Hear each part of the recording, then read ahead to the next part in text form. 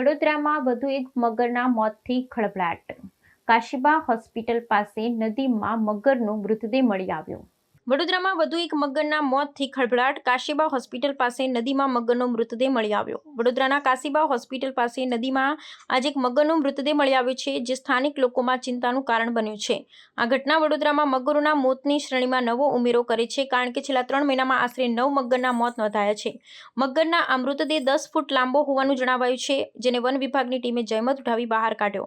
One વિભાગની team ઘટના સ્થળે પહોંચી મૃતદેહને બહાર કાઢવા માટે કામગીરી ચલાવી. જોકે મગરના મૃત્યુનું કારણ હંમેશની જેમ અકબંધ જ રહ્યું છે. વન વિભાગ દ્વારા હજુ મગરના મોતનું સ્પષ્ટ કારણ જાહેર કરવામાં આવ્યું નથી, જેને કારણે લોકોમાં શંકા અને પ્રશ્ન ઊભા થયા છે.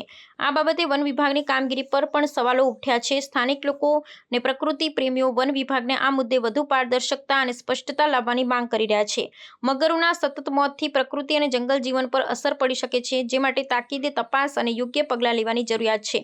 વન વિભાગ દ્વારા મગરોના સંરક્ષણ માટે વધુ સખત પગલાં લેવા અને મોતના કારણોની તપાસ ઝડપથી પૂર્ણ કરવાની અપેક્ષા વ્યક્ત કરવામાં આવી છે. આ ઘટનાએ વડોદરાના જંગલ અને નદીના પર્યાવરણ માટે ચિંતાજનક સંકેત આપ્યા છે. મગરોના આ હદથી વધુ મૃત્યુને રોકવા અને પ્રકૃતિનું સુરક્ષા માટે સ્થાનિક અને રાજ્ય સરકારને પણ વધુ સક્રિય થવું પડશે.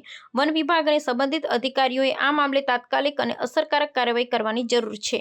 5 વાગે હું ચા પીવા નીકળ્યો હતો તો 2 મગર લડતેલા. એની અંદર 2 મગર બહુ લડ્યા. તો હું પછી ચા પીવા નીકળ્યો સવારે 5 વાગે, એટલે મને જાન મળી. એટલે હું પછી જોવા ગયો. પછી નીચે જોયો તો મગર મારેલો હતો. પછી અમે લોકો જોવા ગયા તો મગર મારેલો દેખ્યો. પછી કોને જાણકારી? એટલે અમને જાણકારી એક ભાઈએ આલી. અમને અમે ડેલી ચા પીવા નીકળ્યા છીએ, અમે રહીએ છીએ અહીંયા આગળ. એટલે અમે કેટલા ફૂટનું મોત થયું? તે લગભગ 6, 7, 8 ફૂટનો મગર જે છે. ઓકે, ગોપાલ.